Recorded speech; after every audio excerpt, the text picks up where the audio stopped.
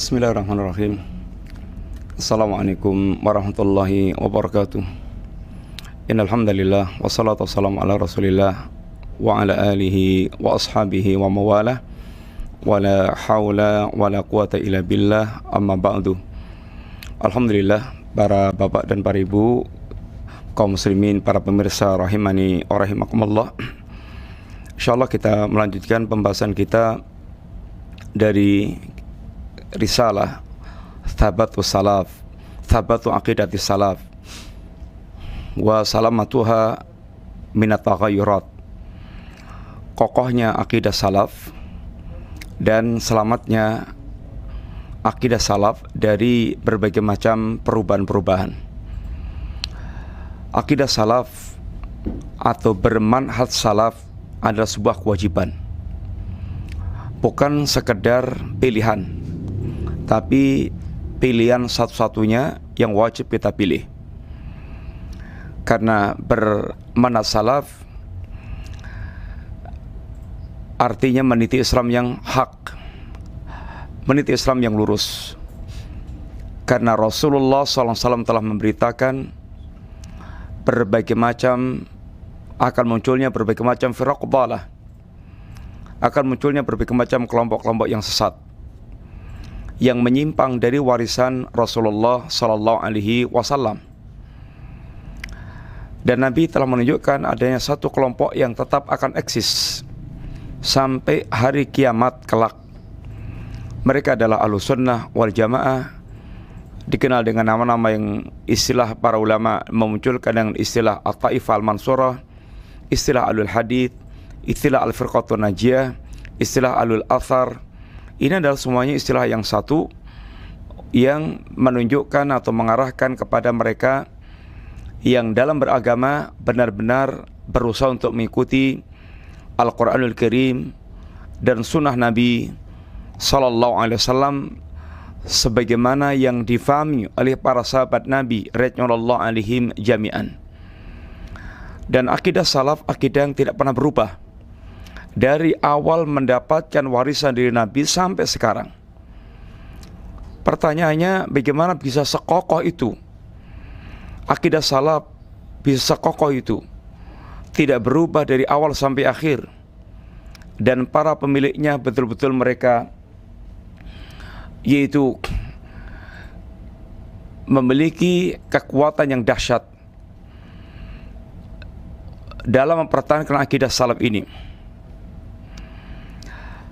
Ada beberapa faktor yang telah beliau sebutkan. Yang pertama, karena para salaf mereka senantiasa berpegang teguh dengan Al-Quran dan As-Sunnah. Sumber pokok dalam beragama itu Al-Quran dan As-Sunnah.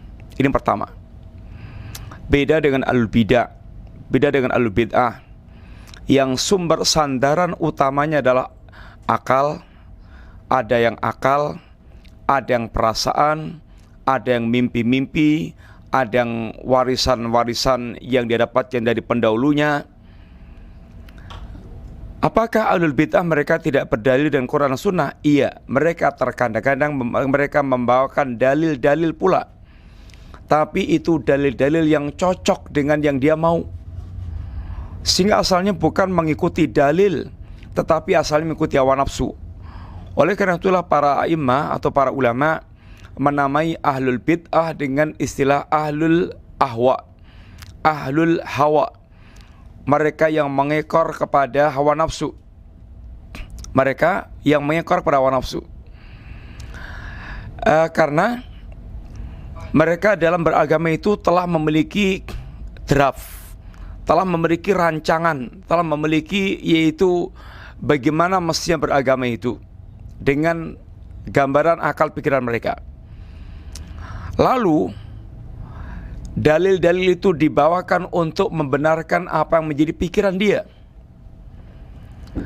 Sehingga akhirnya ketika ada nas-nas yang bertentangan dengan pikirannya, dengan jalan pikirannya, mereka ada yang mereka tolak, ada yang mereka takwil atau tahrif. Mereka ini bengkok-bengkokkan pemaknaannya sampai mencocoki apa yang dia inginkan, sehingga seperti ini sungguhnya adalah mengikuti hawa nafsu mereka. Mereka hanya mengambil dalil-dalil yang sekiranya cocok.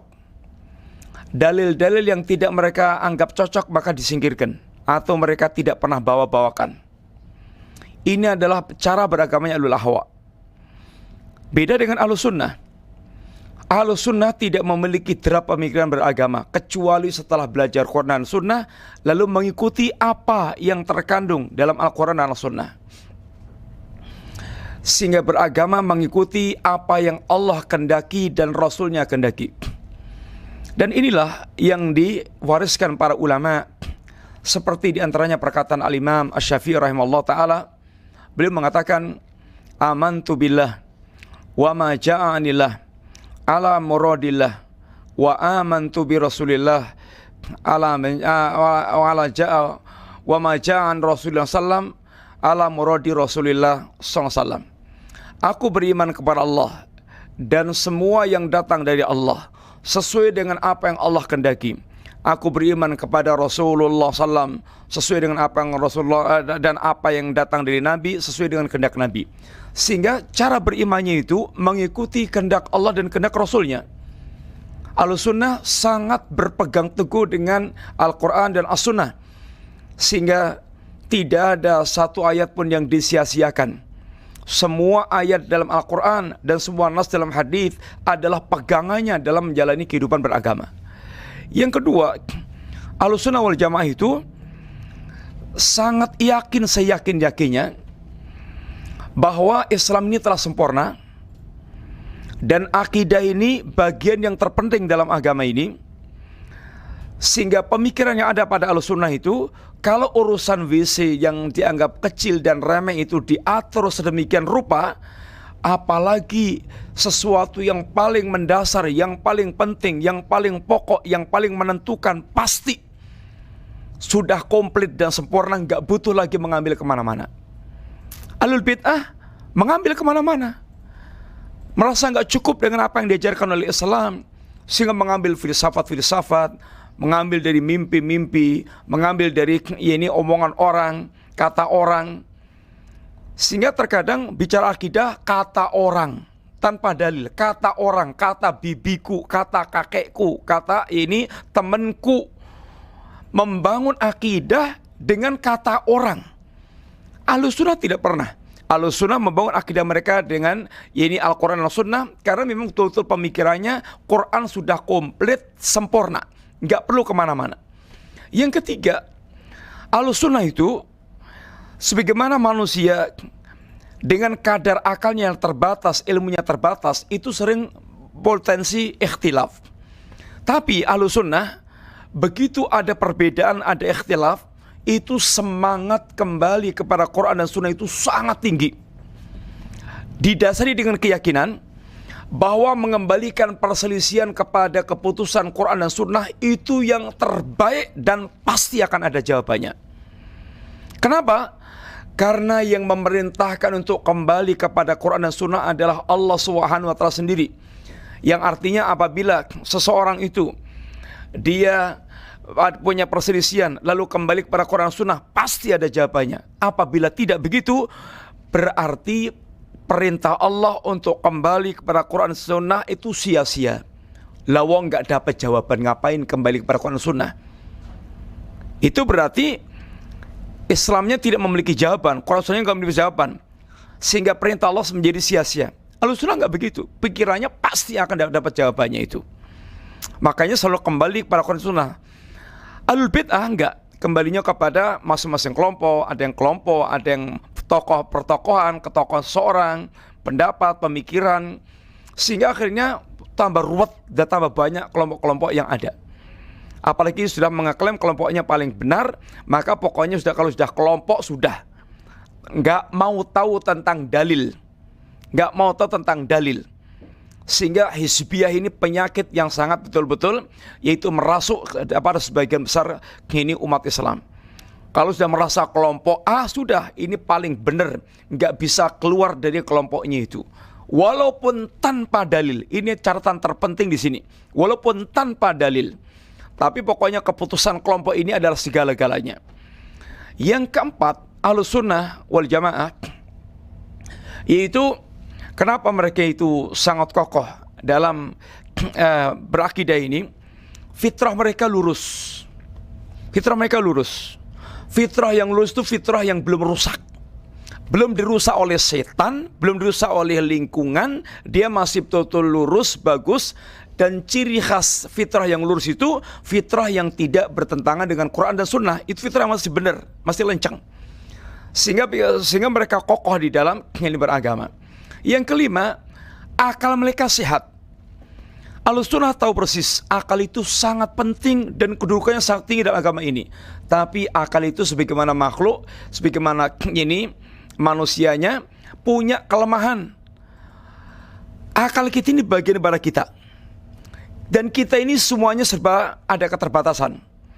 Mata kita terbatas pandangnya, telinga kita terbatas pandangnya, kemudian anggota badan kita terbatas geraknya. Otak ini pun, akal ini pun terbatas, sangat terbatas. Hanya orang gila yang mengatakan akal manusia itu tidak terbatas. Ahlus Sunnah menempatkan akal pada posisinya, sehingga tidak hulu, tidak berlebihan, sehingga akal itu dianggap seperti ini dewa segala-galanya, sehingga menghakimi segala-galanya. Tidak pula melecehkan akal. Karena di antara penyimpangan ada orang mereka mendewakan akal, ada orang mereka melecehkan akal. Ahlus Sunnah menempatkan akal pada porsinya, pada tempatnya, pada posisinya, sehingga tidak yaitu salah di dalam menempatkan akal. Sehingga akal ditempatkan pada tempatnya, sehingga akan produktif maksimal. Itulah membuat kokohnya Ahlus Sunnah. Ahlul Bid'ah enggak, yang mendewakan akal ini sehingga segala-galanya akal dia, sehingga terjadi banyak penyimpangan dalam berakidah, dan terus semakin berkembang berpecah-pecahnya itu dalam masalah akidah. Rumusan-rumusan akalnya itu selalu berbeda dari zaman ke zaman, karena kembali kepada akal manusia. Yang kelima, Ahlus Sunnah itu dia merasa sangat nyaman, sangat tenang dengan akidah yang ada itu. Kita ini, manusia ini yang dicari adalah kebahagiaan yang hakiki.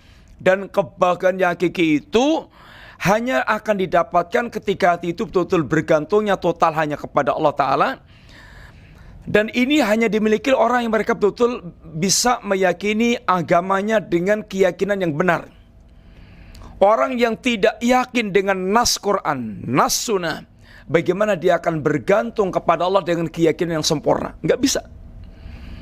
Maka orang yang paling ragu dalam hatinya itu, dalam kehidupannya itu, orang filsafat yang tidak punya keyakinan dengan Quran dan Sunnah, dan akal pun dia nggak punya keyakinan, sehingga lemah jiwanya itu. Orang yang paling bingung dalam kehidupannya orang filsafat, yang mereka itu nggak yakin dengan Allah, nggak yakin dengan Rasulnya, nggak yakin dengan hari kiamat, nggak yakin dengan surga neraka, nggak yakin dengan alam barzah. Penuh dengan keraguan. Bagaimana keraguan seperti ini akan mewariskan yaitu keyakinan? Bagaimana keraguan seperti ini akan mewariskan ketenangan dalam hidupnya? Nggak bisa. Orang yang bisa tenang itu yang yakin. Anda muamalah dengan siapapun nggak yakin, nggak akan tenang.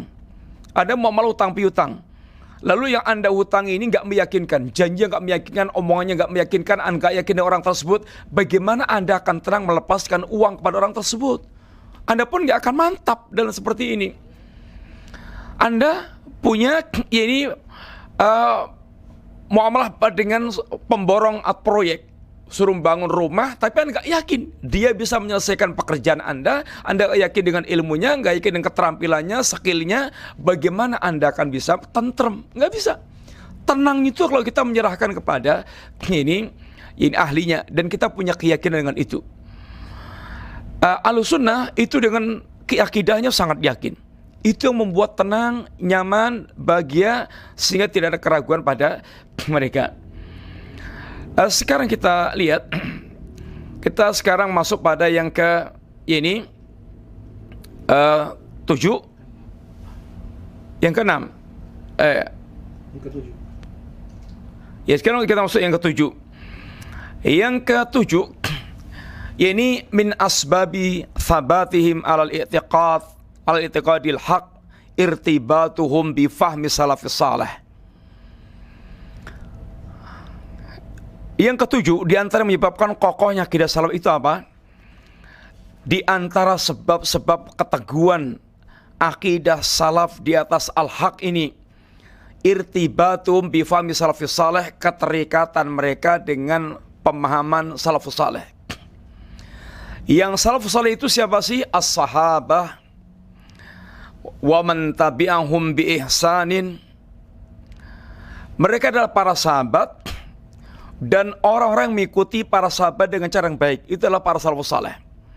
Kita sudah berulang kali menyampaikan dalil-dalil kewajiban kita mengikuti para salafus saleh, Al-Quran, As-Sunnah, kemudian perkataan para salaf dari para sahabat, tabi'in, tabi'in, semuanya punya perkataan kewajiban mengikuti salafus saleh.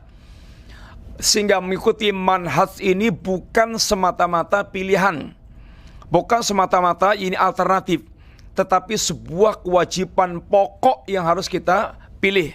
Tidak ada pilihan lain. Bermanhaj salaf itu bukan pilihan, tetapi ada kewajiban.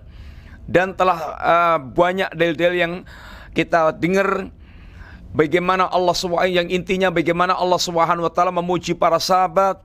Yang para sahabat itu adalah mereka orang yang jujur agamanya, yang sukses beragama, mukmin sejati, orang yang Allah limpahkan nikmat sehingga mereka lurus meniti siratal mustaqim, paling benar ilmunya, paling tepat amalnya, sehingga dalam hal kemuliaan itu paling utama.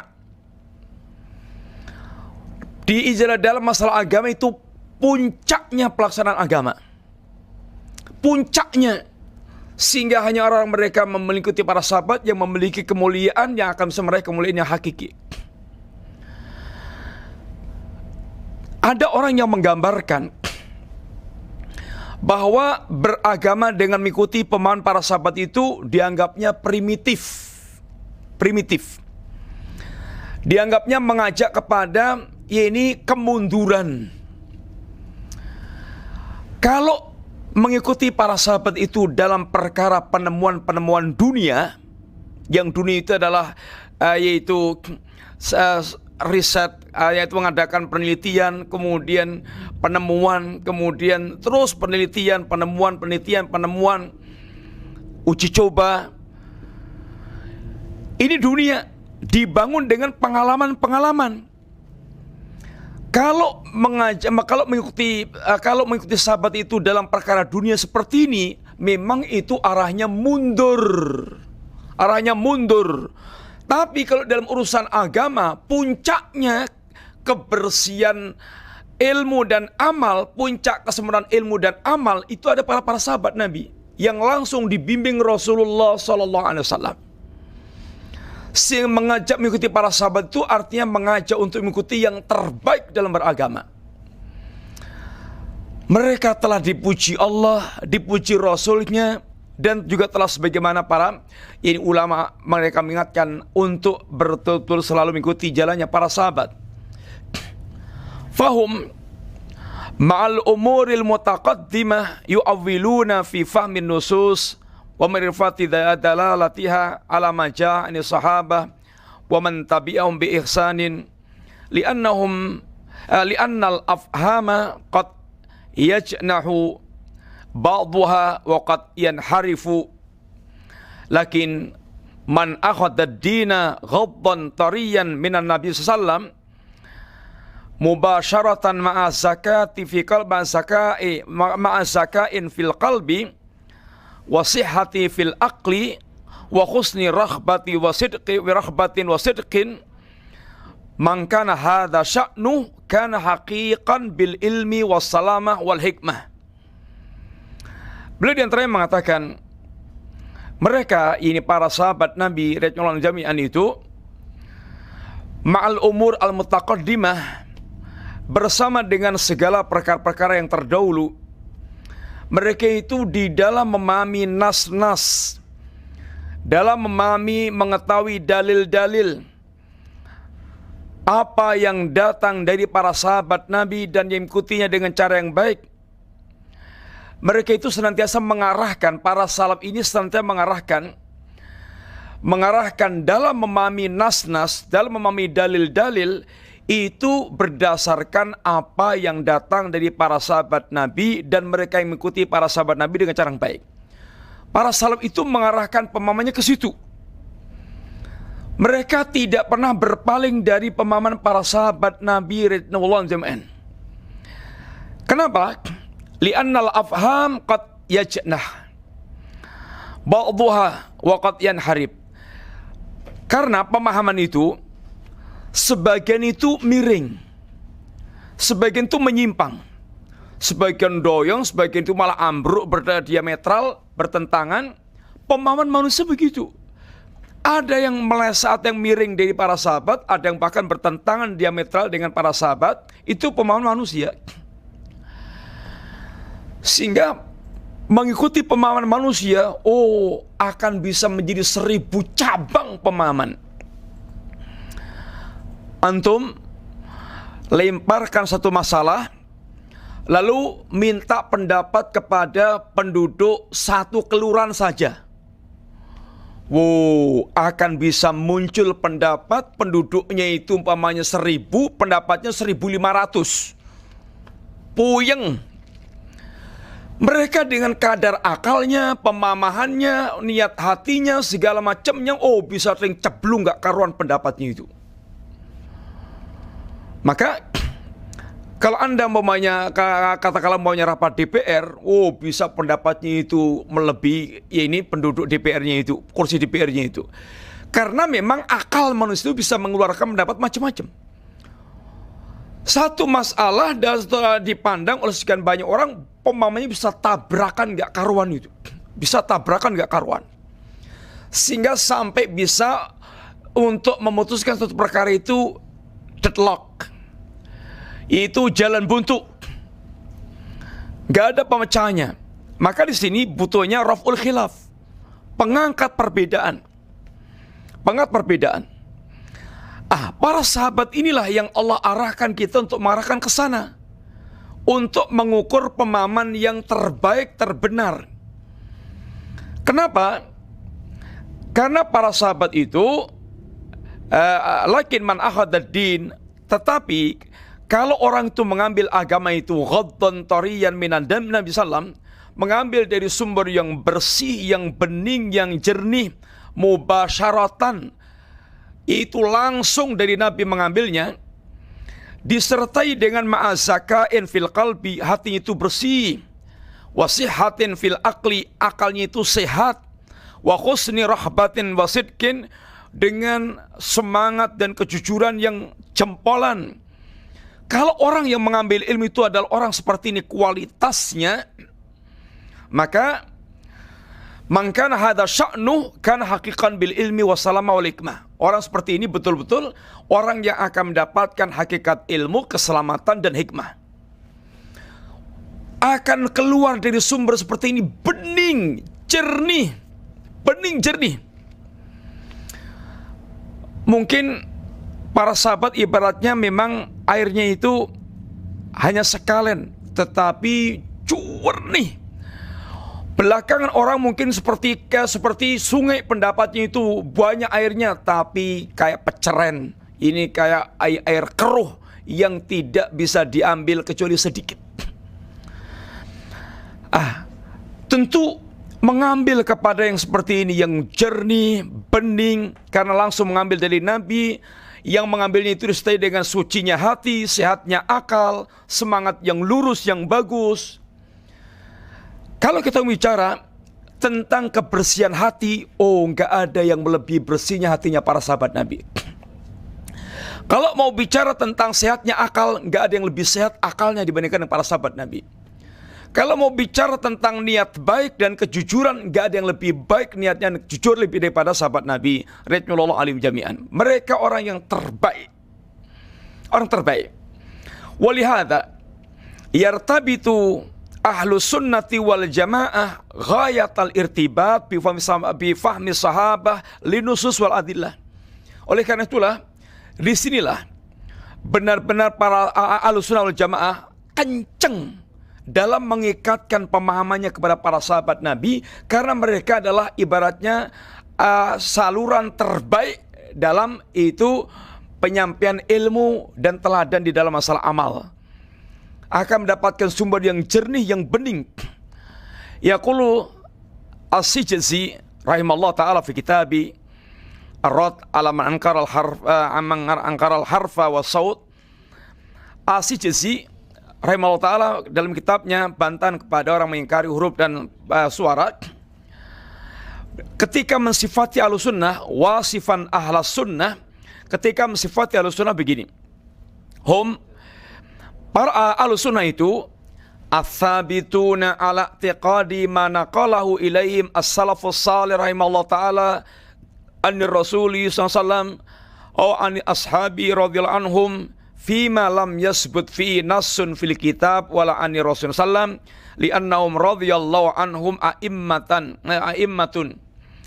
wa qad umirna bi iqtida'i atharihim wa tibai sunnatihim wa hadha adharu min ayyuhtaja fi ila iqamati burhan wal akhdhu bis sunnah wal i'tiwa bis wa'tiqadiha mimma la miryata fi wujubuhu. Beliau mengatakan Ahlussunnah itu as-sabitun ala i'tiqadi ma naqalahu ilaihim as-salafus salih. Ahlussunnah itu mereka betul-betul orang-orang yang kokoh, orang yang kokoh dalam masalah akidah yang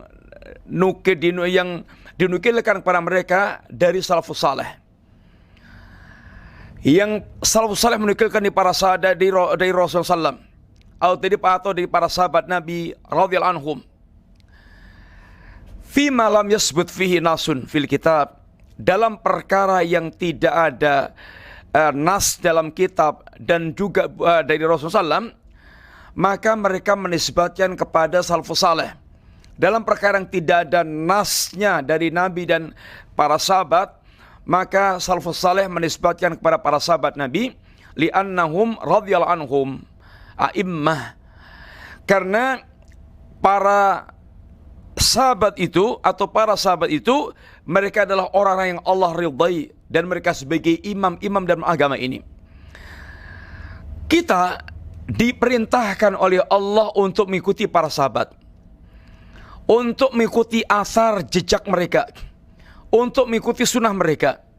Dan ini adalah hal yang sangat nyata dibandingkan dengan berdalil itu ila iqamatil burhan. Ini perkara yang sangat terang, yang sangat nyata. Ini kewajiban untuk mengikuti mereka dan bagusnya mengikuti mereka.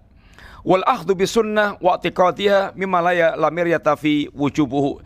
Dan mengambil sunnah berkeyakinan dari apa yang berkeyakinan dari salafus saleh, dari perkara yang tidak ada keraguan sedikit pun kewajibannya untuk mengikuti ini para salafus saleh. Bahwasanya beliau jelaskan Ahlussunnah keteguhan kokohnya mereka dalam beragama itu karena mereka menukil semua permasalahan agamanya di para salafus saleh, orang-orang yang terbaik dalam menukilkan agama dari Nabi sallallahu alaihi wasallam, yang ketika tidak ada nas dari Quran, nas dari sunnah, maka Ahlussunnah menisbatkan kepada para sahabat Nabi radhiyallahu anhum jami'an, yang mereka adalah orang telah diridhai oleh Allah Subhanahu wa taala tentang keimaman, yaitu mereka, tentang keteladanan mereka, yang kita diperintahkan mengikuti para sahabat Nabi, mengikuti sunnah, yaitu mereka.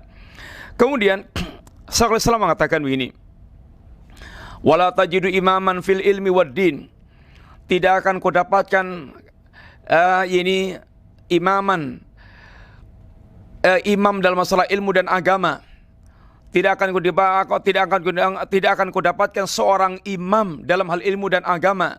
Kamalik wal Auza'i wa Thawri wa Abi Hanifah, itu seperti Imam Malik, Imam Auza'i, Imam Thawri, Abu Hanifah, Syafi'i, Ahmad bin Hanbal, Ishaq bin Rahaweh, dan semisal pula Fudail bin Iyad, Abi Sulaiman, yang ma'ruf dengan Al-Khurji, dan yang semisal dengan mereka, illa wahum musarrihuna bi anna afdala ilmihim ma kanu fihi muqtadina bi ilmi sahabah.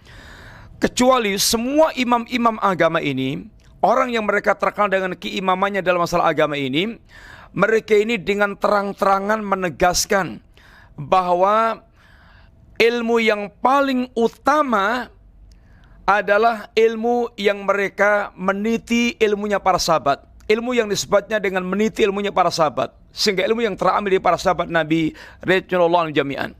Wa afdalu amalihim ma kanu fi muqtadina bi amali sahabat. Dan amal yang paling utama, amal yang mengikuti jejaknya para sahabat Nabi radhiyallahu anhum jami'an. Wa hum yarawna anna sahabah fawqahum fi jami'i abwabil fadail wal manaqib.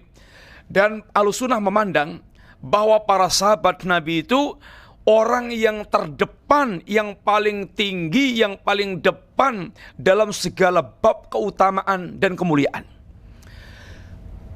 Kecuali kalau Anda punya pandangan sahabat itu manusia biasa, agamanya biasa-biasa, bukan yang terbaik, akalnya sekotor Anda, ilmunya selemah Anda, maka Anda tidak punya kepandangan adanya keutamaan mengikuti para sahabat Nabi. Tapi kalau pandangan Ahlussunnah, sahabat itu manusia yang paling bersih dalam beragama, paling ini suci amalnya, paling tepat amalnya, paling bening ilmunya, karena mengambil langsung dari Nabi, disertai dengan hati mereka yang bersih, yang jujur, semangatnya yang bagus, sehingga para sahabat itu dalam semua bab keutamaan. Antum membicara keutamaan apa? Itu babnya para sahabat terdepan, paling tinggi, paling utama.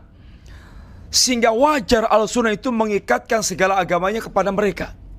Kecuali kalau Anda punya pemikiran, yaitu para sahabat bukan yang terbaik. Bukan yang terbaik. Maka mengikuti sahabat itu malah menjadi aib. Karena sahabat bukan yang terbaik. Karena mengikuti kepada yang terbaik.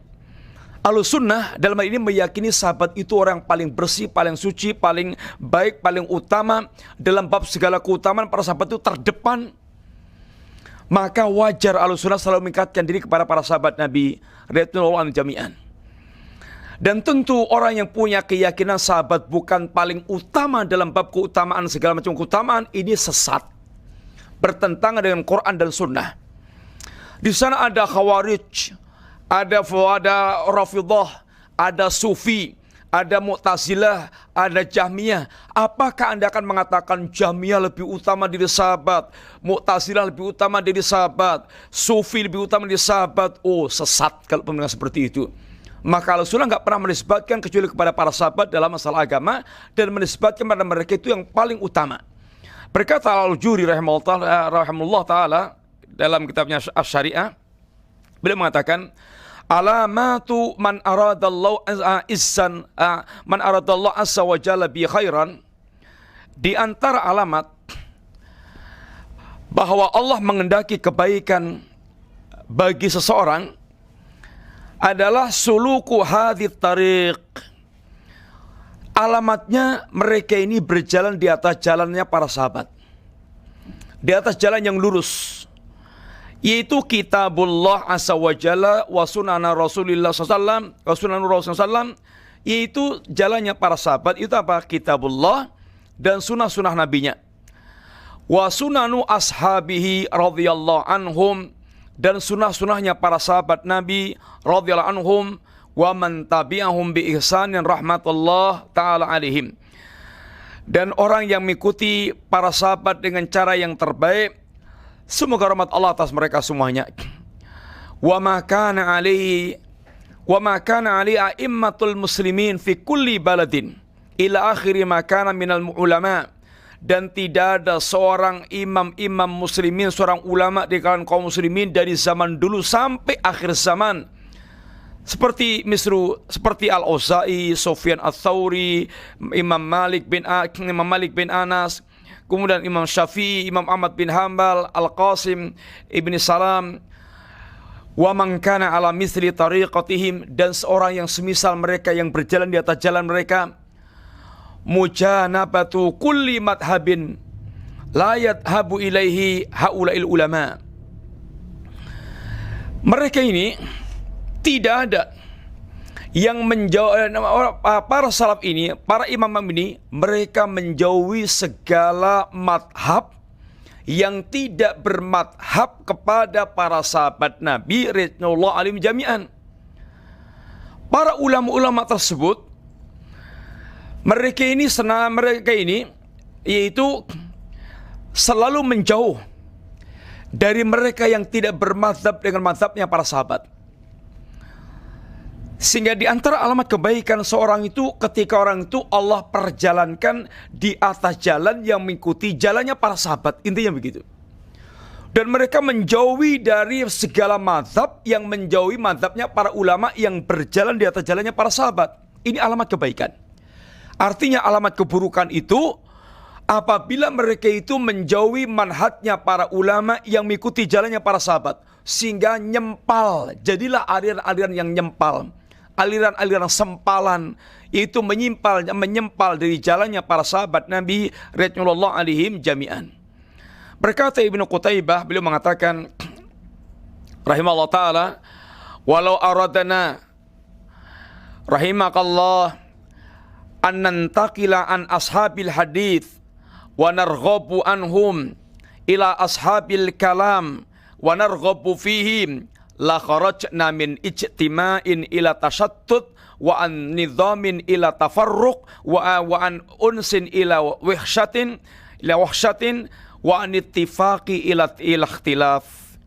Beliau mengatakan, seandainya kita ini ingin berpindah dari mengikuti ashabul hadith lalu membenci ashabul hadith, membenci ahlul hadith, pindah kepada ashabul kalam, kepada ahlul kalam, orang-orang filsafat, mencintai mereka, pasti kita akan keluar dari persatuan kepada perpecahan, kita akan keluar dari keteraturan kepada berantakan, kita akan keluar dari kenyamanan kepada kegersangan, dan kita akan keluar dari ittifaq kepada ikhtilaf.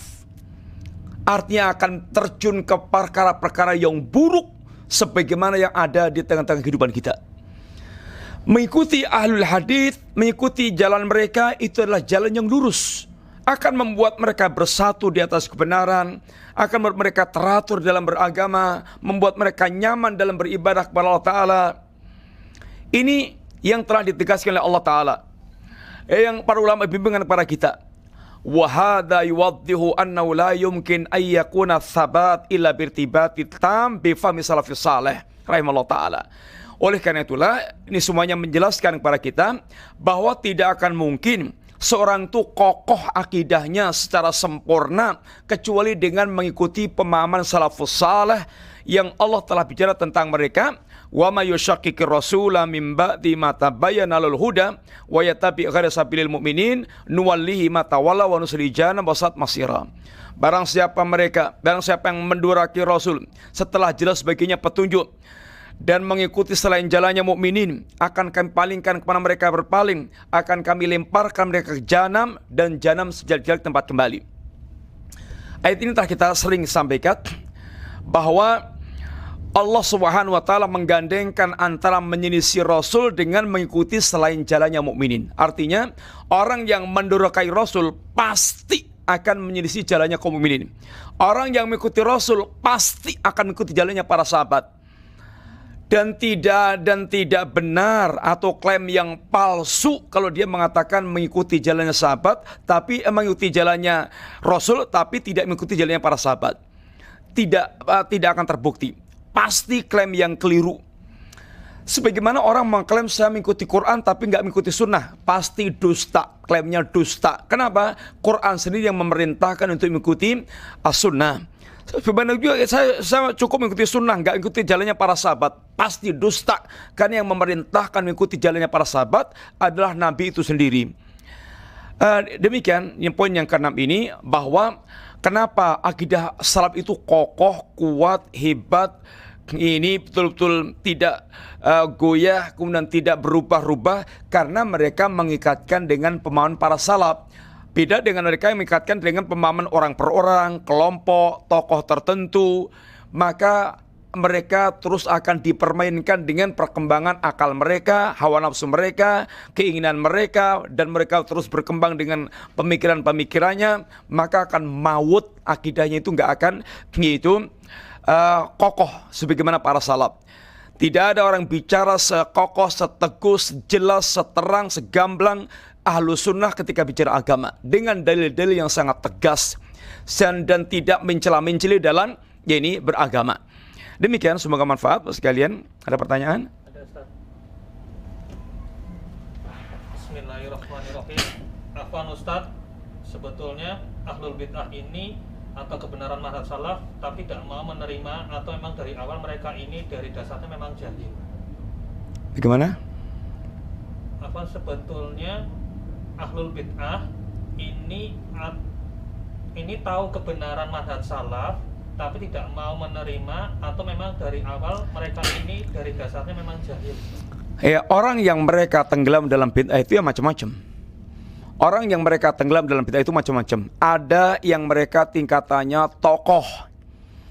Mereka mengetahui jalannya para sahabat, tetapi mereka itu lebih suka mengekor kepada hawa nafsu dan ini keinginan mereka.